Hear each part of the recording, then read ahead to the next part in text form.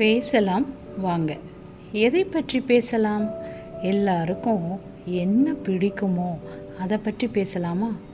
இது ஒரு ஆழமான பதிவு, ஒரு நீண்ட பதிவும் கூட. இதில் உள்ள கருத்துக்களை உள்வாங்கி நாம் சிந்தித்து செயல்படுவோம். பாவ மன்னிப்பு. தவறோ தப்போ செஞ்ச உடனே நாம் சொல்கிற ஒரே மந்திர சொல் மன்னிச்சிடுங்க. நம்ம பெரியவங்களும் நம்மக்கிட்ட சொல்லி வளர்த்தது என்னென்னா, மன்னிச்சு வாழணும். தவறோ தப்போ நம்ம படைத்த கடவுளே நம்மளை மன்னிச்சிடுறாரு. நாம் யார்? வெறும் மனுஷங்க தானே, மன்னிச்சிடுவோம் அப்படின்னு சொல்கிறாங்க. நாம் ஒன்றும் கடவுள் இல்லையே தவறோ தப்போ செய்யாமல் வாழ்கிறதுக்கு அப்படின்னு ஒரு கேள்வியை வேறு எழுப்பிக்கிறாங்க. எல்லோரோட மனசுலையும் என்ன தோணுது அப்படின்னா, தவறு செய்தவர்களை மன்னிச்சிடணும். நாம் செய்த தவறுனாலேயோ தப்புனாலேயோ யாருக்கோ ஒருத்தவங்களுக்கு ஏதோ ஒரு விளைவு ஏற்பட்டிருக்கும் இல்லையா? அதனால் அவங்க உடல் அளவுலேயோ அல்லது மன அளவுலேயோ பாதிக்கப்பட்டிருப்பாங்களே, அவங்கள பற்றி நாம் யோசிக்கிறோமா? நாம் தான் யோசிக்கிறதில்ல. ஆனால் நம்மளை படைத்த கடவுள் எல்லாருக்கும் பொதுவானவர் தானே, அவர் யோசிப்பார் தானே. கடவுள் இல்லைன்னு சொல்கிறவங்க கூட பிரபஞ்சம்னு ஒன்று இருக்குது, நம்மளை மீறிய சக்தின்னு ஒன்று இருக்குன்னு நம்பிகிட்ருக்காங்களே, அவங்களுக்கு நாம் என்ன பதில் சொல்ல போகிறோம்? கடவுள் இல்லைன்றவங்களையும் காப்பாற்றுறவர் தானே நம்மளை படைத்த கடவுள். எல்லா மதமும் பாவ மன்னிப்பை பற்றி பேசியிருக்கு. இந்து மதமாக இருக்கட்டும், கிறிஸ்தவ மதமாக இருக்கட்டும், இஸ்லாமிய மதமாக இருக்கட்டும், இதற்கான எடுத்துக்காட்டுகளில் நிரம்ப பதிய வச்சிருக்கு. பாவ மன்னிப்பை குறித்து மதங்கள் என்ன சொல்லுதுன்னு பேசலாம் வாங்க. பாவம் செஞ்சுட்டு மன்னிப்பு கேட்டால் போதும்னு நினைக்காதீங்க. கடவுளோட நீதியில் ஒவ்வொரு செயலுக்கும் தீர்ப்பு உண்டு. நாம் நல்லது செஞ்சோன்னா நல்லதும், கெட்டது செஞ்சோன்னா கெட்டதும் அனுபவிச்சுட்டு தான் இந்த வாழ்க்கையை முடிக்க முடியும். யாருக்கும் எந்த பாராபட்சமும் பார்க்கறது கிடையாது. நம்மளை படைத்த கடவுளாக இருக்கட்டும், நாம் படைத்த மதங்களாக இருக்கட்டும். இதைத்தான் வலியுறுத்தி ஒவ்வொரு மதமும் நமக்கு வழிகாட்டுதலை நடத்துது. ஆனால் நாம் ஏதோ தப்பாக புரிஞ்சுக்கிறோமோ இல்லை தப்பாக சொல்லி கொடுத்துட்ருக்கோமோ அப்படின்னு எனக்கு தோணுது. மன்னிப்புன்ற பேரில் பாவத்தை நியாயப்படுத்திட்டோம், நீதியுள்ள கடவுள் ஒவ்வொரு செயலுக்கும் பலன் அளிப்பார் அப்படின்றத மறந்துட்டும் வாழ்கிறோமோ அப்படின்னு எனக்கு தோணுது. பாவம் செய்கிறதுக்கு பயந்துக்கிட்டு இருந்த காலம் போய் ரொம்ப எளிதாக பாவம் செஞ்சிட்றோம். கேட்டால் பாவ மன்னிப்பு நமக்கு கிடைச்சிரும்ன்ற நம்பிக்கை. அந்த நம்பிக்கையை யார் வலியுறுத்தினா? எந்த புனித நூல்களும் அதை பற்றி சொல்லவே இல்லையே. பிழை செய்தோருக்கு அறமே கூற்றாக அமையும்னு நம்ம பெரியவங்க நமக்கு சொல்லி கொடுத்துருக்குறாங்க. கர்மா இஸ் அ பூமராங் அப்படின்னு ஒரு இங்கிலீஷ் கோட் ஒன்று கூட இருக்குது. நம்ம புனித நூல்களும் இதைத்தான் வலியுறுத்தி சொல்லுது.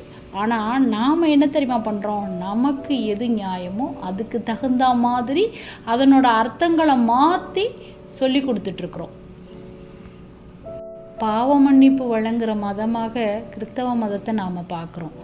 அதனோட புனித நூல் என்ன சொல்லுது?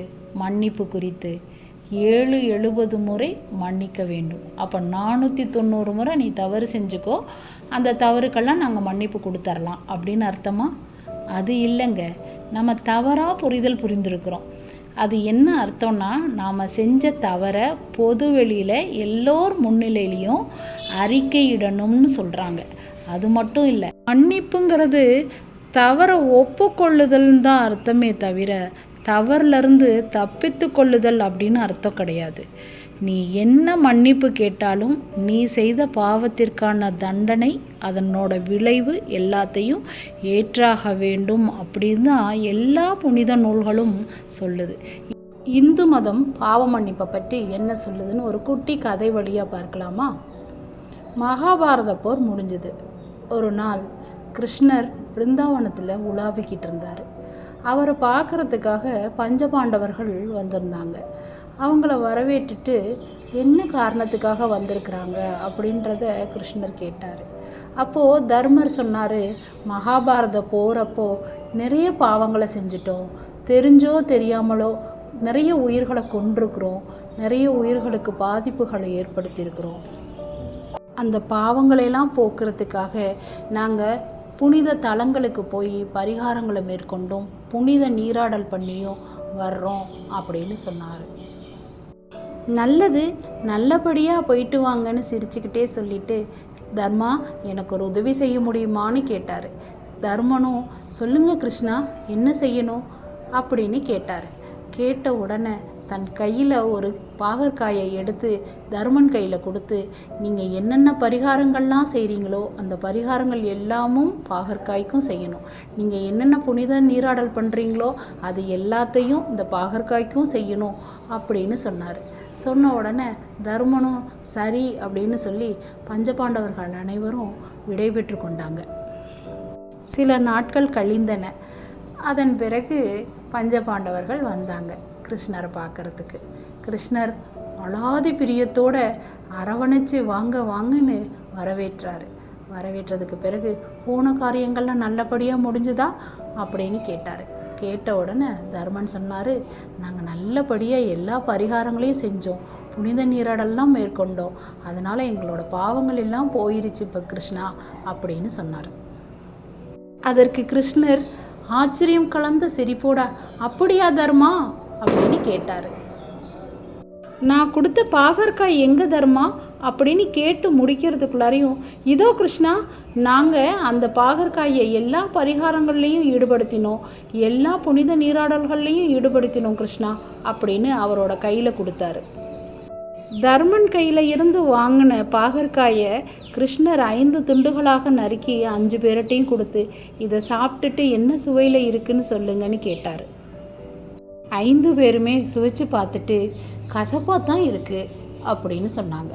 சொன்ன உடனே சிரிச்சுக்கிட்டே கிருஷ்ணர் கேட்டார், அப்படியா, இது என்ன பாவம் பண்ணுச்சோ தெரியல, கசப்பாக பிறந்திருந்துச்சு, உங்களோட அனுப்பிச்சு விட்டு உங்களோட பரிகாரங்கள் புனித நீராடலாம் இது கலந்துக்குச்சுன்னா அதனோட பாவம் போயிடும்னு நினச்சேன், இன்னமும் அதனோட பாவம் போகலை போல அப்படின்னு சிரித்தார். சகாதேவன் ஆச்சரியத்தோட, கிருஷ்ணா நீ என்ன சொல்ல வர்ற அப்படின்னு கேட்ட உடனே கிருஷ்ணர் சொன்னார், முக்காலும் உணர்ந்தவன் சகாதேவா நீனு, உனக்குமா புரியலை அப்படின்னு சிரித்தார். தயவு செய்து என்னன்னு சொல்லு கிருஷ்ணா அப்படின்னு சகாதேவன் கேட்ட உடனே கிருஷ்ணர் சொன்னார், நாம் என்ன பாவம் பண்ணமோ அதற்கான பலனை நாம் அனுபவிச்சுட்டு தான் போக முடியும். பரிகாரங்களோ புனித நீராடலோ எல்லாமே நம்மளோட மன திருப்தி மட்டுமே தவிர நம்மளோட பாவங்களை தீர்க்கிற வழி இல்லை அப்படின்னு சொன்னார். இதில் இருந்து என்ன தெரியுது, நாம் செய்த பாவத்திற்கான பலனை நாம் அனுபவிச்சே ஆகணும் அப்படின்னு இந்து மதம் சொல்லுதுன்னு தெரியுது. மற்ற 2 மதங்களும் என்ன சொல்லுதுன்னு அடுத்த பதிவில் பார்ப்போமா?